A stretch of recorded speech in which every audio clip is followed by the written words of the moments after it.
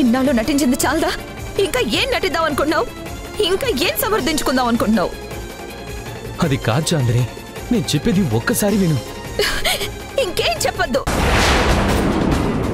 నువ్వేం చెప్పినా వినాల్సిన అవసరం నాకు లేదు. వినిపించుకునే పరిస్థితిలో కూడా నేను లేను. దయచేసి నా కళ్ళ ముందు నుంచి వెళ్ళిపో. నువ్వు ఇక్కడ ఉన్నంతసేపు నా కోపం పెరుగుతూనే ఉంటుంది. అది నా కడుపులో పెరుగుతున్న బిడ్డకు కూడా మంచిది కాదు. Please get out, get out. పొరలలో నా అడుగులు పొరపడిన పగకు నేనే పావును కానా. దోషమేది చేయకున్నా దోషిలాగా ఉన్నా. పాసమున్న ప్రేమలన్నీ నేలరాలుతున్నా. ముందు చూపు లేక చేసే సాయం నింద మోసి నిండుకుందా న్యాయం. ఇన్ని దిక్కులున్న దిక్కులేకిలా బాధ నీరు కూడా భాష లేక గొంతు మూగబోయనా.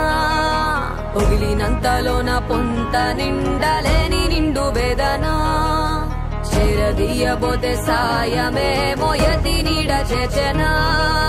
నేరమెవ్వరిదో దారి తప్పి నిన్ను చుట్టి వేసనా.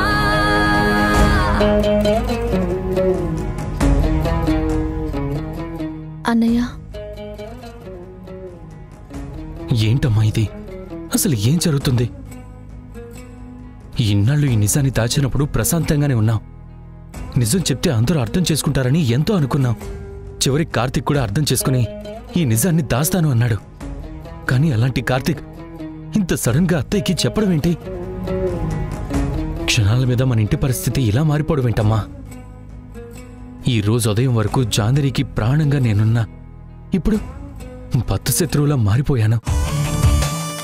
తనకి నా మొహం ఎలా చూపించాలో కూడా అర్థం కావడం లేదు. అత్తయ్యతో ఏం మాట్లాడాలో కూడా అర్థం కావడం లేదు. అసలు ఇదంతా ఎలా జరిగిందమ్మా? కార్తీక్ ఎందుకు చెప్పాడు? ఇది ఆయనకి పుట్టిన బుద్ధి కాదన్నయ్య, ఆ నీళ్లు మాడించిన నాటకం. నేను పొద్దున్న మన ఇంటికి వెళ్ళాను. నువ్వు చాందినితో సంతోషంగా ఉన్నావు. దీన్ని అవకాశంగా తీసుకుని ఆ నీళ్ళు మా ఆయన్ని రెచ్చగొట్టింది. నిజాన్ని నువ్వు దాచడం కరెక్ట్ కాదు. ఎప్పటికైనా ఈ విషయం ఆంటీకి తెలిసిందంటే నువ్వెందుకు చెప్పలేదని ఆంటీ బాధపడతారని ఎమోషనల్ బ్లాక్మెయిల్ చేసింది. అత్తయ్య అంటే ఆయనకి ఎంత అభిమానం నీకు తెలుసు కదా. నీలిమ అలా చెప్పేసరికి ఆయన భయపడ్డారు. నిజంగా అత్తయ్య ఆయన్నెక్కడ అపార్థం చేసుకుంటారోనని ఆయన కంగారు పడ్డారు. అత్తయ్యని కన్విన్స్ చేద్దామని, సమస్యని సామరస్యంగా పరిష్కరిద్దామని ఆయన అత్తయ్య దగ్గర నిజం చెప్పారు. కానీ మనకు తెలుసు కదా, నిజం బయటకొస్తే జరిగే పరిస్థితి ఏంటో. అత్తయ్య ఈ విషయాన్ని ఎలా తీసుకుంటారో మనం ఎప్పుడూ ఊహించాం కదా. అందుకే ఈ నిజాన్ని నిన్నాళ్లు దాచామని ఆయన ఊహించలేకపోయారు. ఆవిడికి సర్ది చెప్దామనుకున్నారు, కానీ పరిస్థితి చేయి దాటిపోయింది. అగ్నిపర్వతం బద్దలైపోయింది. ఇప్పుడు ఎవరు ఏం చెప్పినా వినే పరిస్థితుల్లో లేరు. ఒక విధంగా మనది కూడా తప్పే కదన్నయ్య. ఆ తప్పుకి పరిహారం ఇప్పుడు అనుభవిస్తున్నామేమో.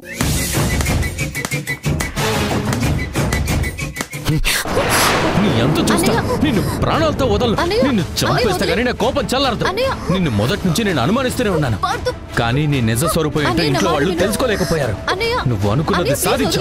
ఇక నిన్ను వదలను. ఏం చేస్తున్నావు అన్నయ్య? ఇప్పుడు జరుగుతున్న గొడవ చాలదా? ఇప్పుడు నీలిమ నువ్వేమన్నా కూడా తప్పు మనదే అవుతుంది. లేదమ్మా, ఈ నీలిమని ఇలా వదిలేయటం వల్లే ఇంట్లో ఇలాంటి గొడవలు తీసుకొస్తుంది. ప్రశాంతంగా ఉన్న ఇంట్లో చిచ్చు పెడుతుంది. మనంతరం కొట్టుకు చేస్తూ ఉంటే తనేమో చూసి ఆనందిస్తుంది. ఇలాంటి మనిషిని బతకనివ్వకూడదు. వద్దన్నయ్య, ఇది సమయం కాదు. ఎవరి మనసు బాలేదు, అత్తయ్య మనసు మరింత బాధగా ఉంది. ఈ నీలిమ విషయంలో నువ్వు కొంచెం నోరు జారినా కూడా తను దాన్ని పెద్దదిగా చేసి చూపిస్తుంది. తప్పు మనదే అంటారు. మనం తప్పు చేశాం కాబట్టి తనని టార్గెట్ చేశామని ఇంట్లో అందరినీ నమ్మిస్తుంది. ఇలాంటి విషయ సర్పాలకి ఎంత దూరంగా ఉంటే అంత మంచిది. అనవసరంగా దీని జోలికి వెళ్ళి ఇంకా గొడవలు పెంచుకు.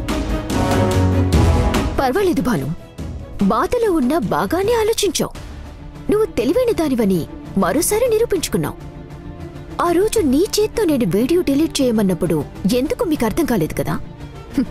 నేను ఆ వీడియో ఎప్పటికీ చూపించుకోలేను. దాన్ని ఎప్పుడు చూపించినా ఎప్పుడూ తీసిన వీడియో ఇప్పుడెందుకు చూపించావని అందరూ నన్నే తప్పుపడతారు అని నువ్వు మీ అన్నయ్య చెప్పారు కదా. అప్పుడే నేను ఆలోచించాను. కరెక్టే కదా, ఈ రోజు న్యూస్ రేపటికి న్యూసెన్స్ అవుతుంది. అలాంటిది నేనెప్పుడూ తీసిన వీడియో ఇప్పుడు నన్నెలా కాపాడుతుందని నేను బాగా ఆలోచించాకే డిలీట్ చేయమని నీకు చెప్పాను బాను. కానీ మిమ్మల్ని అంత తేలిక వదిలేస్తానని ఎలా అనుకున్నారు? నన్ను ఎన్ని మాటలన్నారు, ఎంతలా హింసించారు. అలాంటి మిమ్మల్ని వదిలేస్తానని మీరు ఎలా అనుకున్నారు? అందుకే సమయం కోసం ఎదురు చూశాను. గుడిలో మీరిద్దరు కరెక్ట్గా దొరికారు. అప్పుడే ఆంటీ వస్తే ఈ రోజు జరిగిన సిచ్యువేషన్ ఆ రోజు జరుగుతుందని నేను ఊహించాను. కానీ కార్తీక్ వచ్చాడు. నువ్వు కార్తీక్ ని ప్రేమతోని ఈ నిజం చెప్పొద్దు అని తెలివిగా కార్తీక్ నొప్పించావు. నన్ను కూడా చెప్పొద్దని కార్తీక్ తోనే చెప్పించావు. నేను కార్తీక్ మాట కాదు అనను కాబట్టి నేను ఈ నిజాన్ని చెప్పను అని మీ అన్నా చెల్లెళ్ళిద్దరూ హ్యాపీగా ఉన్నారు కదా. కానీ మీరు సంతోషంగా ఉండటం నాకు నచ్చదు కదా. అందుకే ఏ కార్తీక్ అయితే నన్ను నిజం చెప్పొద్దు అని చెప్పాడో అదే కార్తీక్తో నేను నిజం చెప్పించాను. ఇప్పుడు నేను తప్పు చేసినట్టు కాదు, మీరిద్దరి దోషులవుతారు. ఆంటీ కోపాన్ని చూశారు కదా, ఆంటీ ఎప్పటికీ మిమ్మల్ని క్షమించరు. చాందిని కోపం చూసావు కదా, తను కూడా ఎప్పటికీ మీ అన్నయ్యని క్షమించదు. ఇంకా మీకు ఈ ఇంట్లో స్థానం లేదు. ఈ ఇంటి నుంచి మిమ్మల్ని గంటేస్తారు. ఇంకెప్పుడు ఈ ఇంట్లో మిమ్మల్ని అడుగు పెట్టనివ్వరు. నాతో పెట్టుకుంటే రిజల్ట్ ఇలాగే ఉంటుందని ఇప్పటికైనా తెలుసుకోబాను. నువ్వేదో గొప్ప పని చేశాననుకుంటున్నావు. పచ్చని కుటుంబాల్లో చిచ్చిపెట్టి అందరినీ బాధ పెట్టి నువ్వు నవ్వుకుంటున్నావు. కానీ ఈ ఉసురు నీకు ఊరికే పోదు. నన్ను ఇంట్లోంచి పంపిద్దామని ఇంత పెద్ద విషయాన్ని చాలా తేలిగ్గా తీసుకుని అత్తయ్యని బాధ పెట్టావు. అందరినీ బాధ పెడుతున్నావు. కానీ ఒక్కటి గుర్తుపెట్టుకో, ఈ బంధం ఆ దేవుడు వేసింది. మేమిద్దరం జంట అని ఆ దేవుడే నిర్ణయించాడు. ఇది నా ఇల్లు అని ఆ భగవంతుడు శాసించాడు. ఈ ఇంటికి అల్లుడు అన్నయ్య కావాలని ఆ విధి ఎప్పుడో రాసింది. విధి రాతని విధాత రాతని మార్చేంత సీను నీకు లేదు. నువ్వెన్ని కుతంత్రాలైనా చేయొచ్చు, తాత్కాలికంగా అవి ఫలించినట్టు కనిపించొచ్చు. కానీ ఆ దేవుడు రాసిన రాతే ఫైనల్ అవుతుంది. మేము ఇంటి మనుషులమని భగవంతుడు నిర్ణయించాడు కాబట్టి ఎప్పుడో చిన్నప్పుడు ఈ ఇంటికి దూరమైన అన్నయ్య చాందినిని ప్రేమించేలా భగవంతుడే చేశాడు. ఈ ఇంటికి అల్లుని కూడా భగవంతుడే చేశాడు.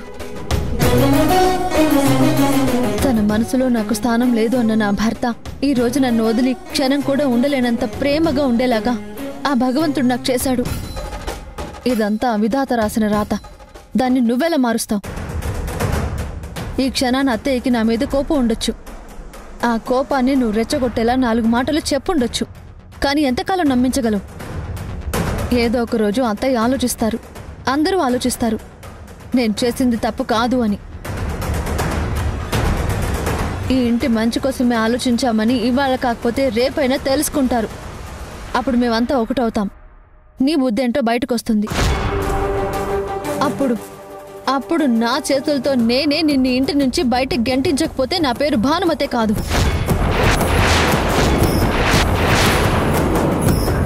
నా కుటుంబం గురించి నేను మనస్ఫూర్తిగా ఆలోచించే మనిషిని కాబట్టే ఆ బాధతో చెప్తున్నాను. ఆ బాధే కోపంగా మారి నిన్ను ఇంటి నుంచి పంపించే పరిస్థితి తీసుకొస్తుంది. గుర్తుపెట్టుకో.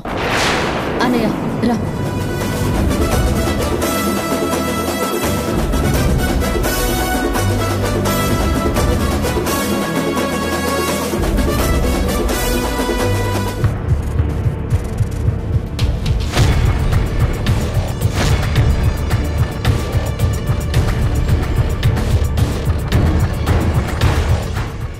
ఇప్పుడు వచ్చారేంటి?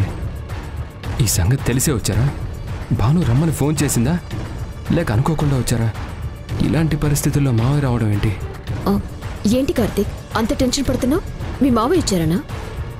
నీకెలా తెలుసు? రమ్మని నేనే కదా ఫోన్ చేశాను.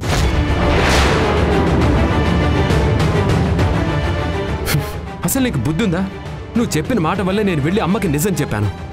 ఇంట్లో ఏం జరుగుతుందో, అమ్మ ఎంత బాధపడుతుందో ఆలోచించకుండా చెప్పేశాను. కానీ ఇలాంటి పరిస్థితి వస్తుందని భాను ఆలోచించింది.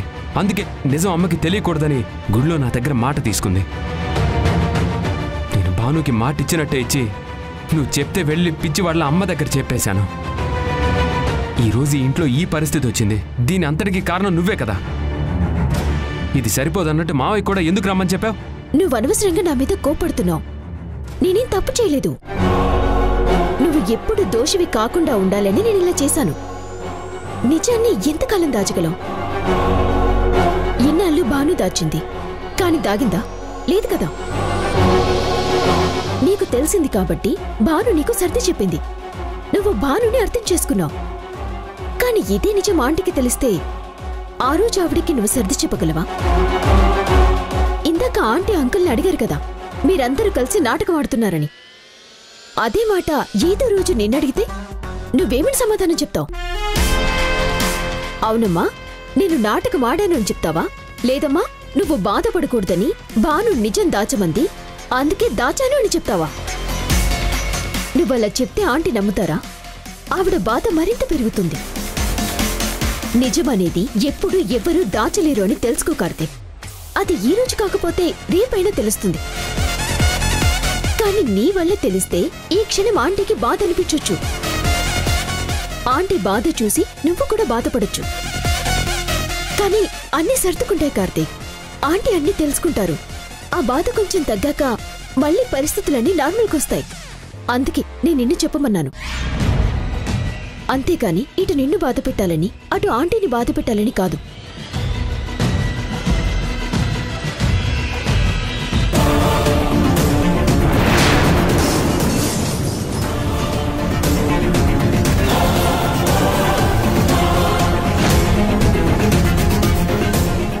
వాసు వచ్చినట్టున్నాడు. వాసు!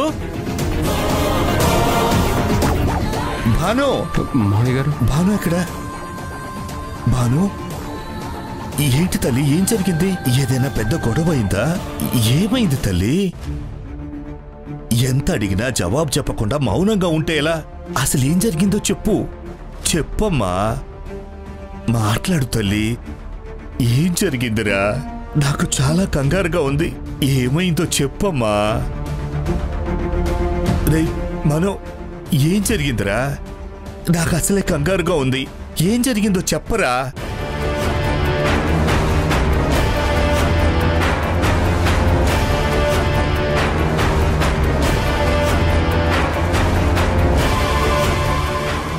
అబ్బా, మీరైనా చెప్పండి అబ్బా. మీరే ఈ ఇంటికి పెద్దవారు. ఈ ఇంట్లో చెల్లెమ్మతో సహా అందరికీ మీ మాట అంటే శాసనం. ఎందుకంటే మీరేం చెప్పినా మంచే చెప్తారు, అనుభవంతో చెప్తారు కాబట్టి. మీరైనా చెప్పండి అమ్మా.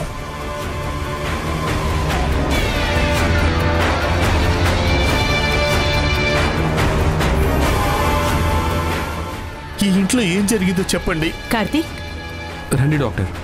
అమ్మ రూమ్లో ఉన్నారు, మీరు వెళ్ళి చెక్ చేయండి. అలాగే. వెళ్ళండి. ఏంట్రా, ఎవరు మాట్లాడరేంటి? మీ అందరికీ నేను పిచ్చి వాళ్ళ కనబడుతున్నాడట్రా. ఇంట్లో ఏదో గొడవైందటగా నీలిమ ఫోన్ చేసి చెప్పింది. అందుకే ఉన్న పలానా నేను రామలక్ష్మి ఇక్కడికి వచ్చాం.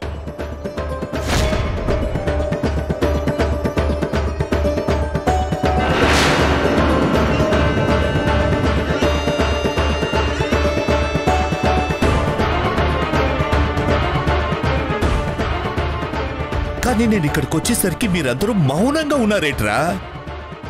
నా పాటికి నేను ఒక్కనే మాట్లాడుతున్నాను. ఒక్కరు కూడా నాకెందుకు సమాధానం చెప్పట్లేదు? అసలు ఏం జరిగిందో చెప్పండి.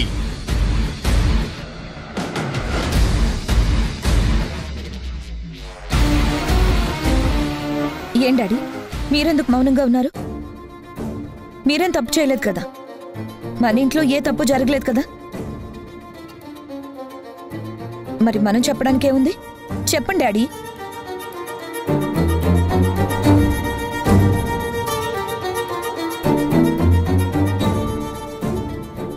వాడు చెప్పలేదమ్మా. వాడికి చెప్పడానికి మనసు రావట్లేదు అనుకుంటా. ఎందుకలా తలచాడో నాకు అర్థం కావట్లేదు. కనీసం నువ్వైనా చెప్పు తల్లి, అసలేం జరిగింది? అది కదా అంకుల్, అసలేం జరిగిందంటే నీలిమా,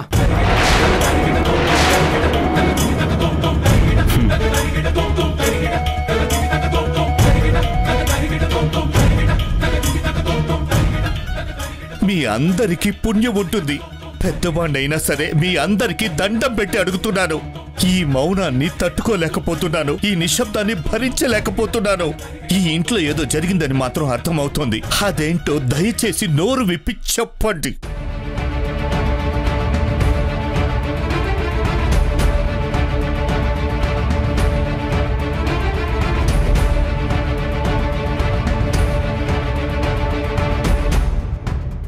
రేయ్, అడుగుతోంది నిన్నేరా, చెప్పరా, ఏం జరిగిందో చెప్పు.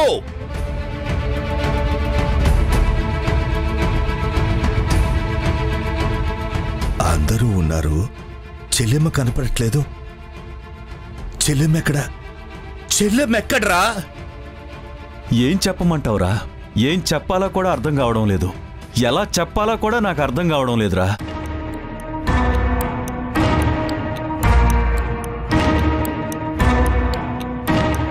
నువ్వు అడిగిన ప్రతి ప్రశ్నకి అందరి దగ్గర సమాధానం ఉంది, కానీ ఎవ్వరి గొంతులో నుంచి ఒక్క మాట కూడా రావడం లేదు. ఎందుకో తెలుసా? సమస్య అలాంటిది.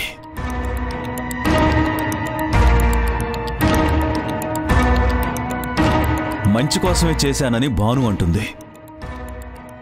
ఇంత నిజాన్ని ఎందుకు దాచావని ఊర్మిళ అంటుంది. ఈ ఇంటి కోసమే చేశామని వాళ్ళు చెప్తున్నారు. ఈ ఇంటికి ద్రోహం చేసిన వాళ్ళు మంచిని ఎలా ఆలోచిస్తారని ఊర్మిళ కోపంగా ఉందిరా.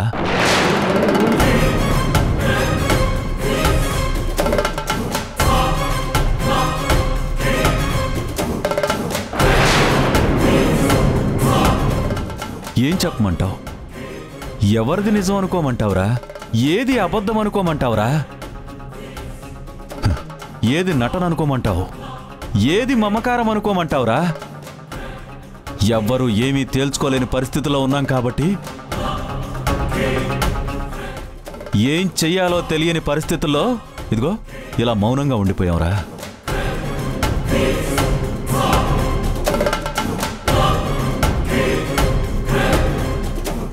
అవును వాసు,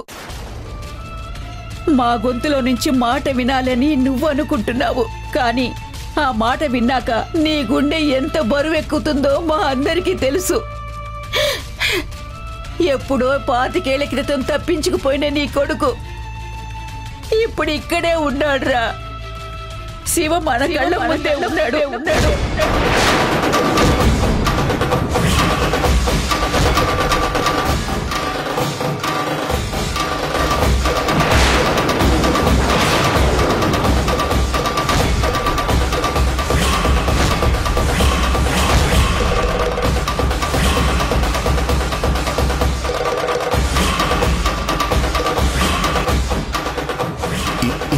మీరనేది?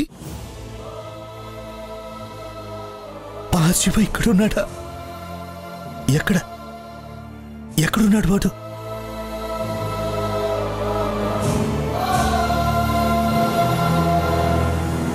నీ ఎదురుగుండానే ఉన్నాడ్రా, కానీ నీ శివాల కాదు. అదిగో పార్దులా ఉన్నాడు.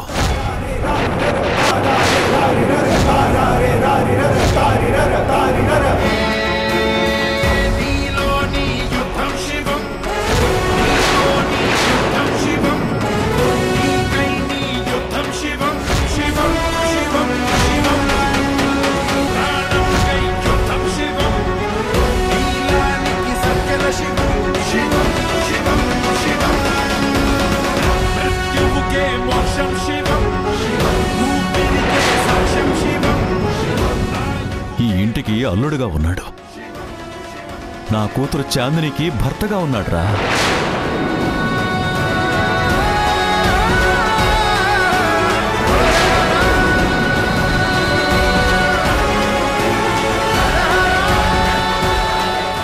ఆ అబ్బాయి మీకు ఏమవుతాడో నాకు తెలియదు, కానీ మీరు బాధపడటం మాత్రం ఆ అబ్బాయి తట్టుకోలేకపోయాడు. మిమ్మల్ని ఇంటి నుంచి కదిపితే నన్ను నడి రోడ్డు మీద నిలబెట్టేలా ఉన్నాడు. నువ్వు పార్థుని చూసినప్పుడల్లా కొడుకులా అనిపిస్తున్నాడండి అనేదానివి. ఇప్పుడు నిజంగానే తను మన కొడుకులా మనకి అండగా నిలిచాడు మీనాక్షి. నీ జ్ఞాపకాల్ని ఇక్కడే వదిలేసి వెళ్లాల్సి వస్తుందేమోనని చాలా బాధపడ్డాను. కానీ పార్థు అవన్నీ ఎప్పటికీ నాతోనే ఉండేలా ఏర్పాటు చేశాడు. నిజంగా పార్థుని కన్న తల్లి ఎంత అదృష్టవంతురాలో కదా.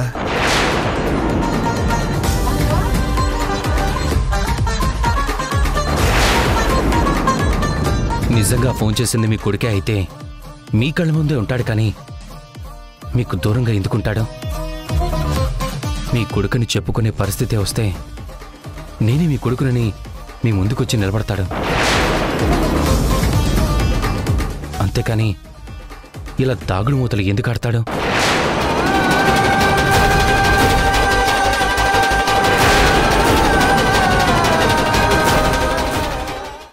చెల్లెమ్మ నిన్ను క్షమించిన తర్వాతే నేను శివ అని పిలుస్తాను. ఇది నేను నీకు విధిస్తున్న శిక్ష కాదు.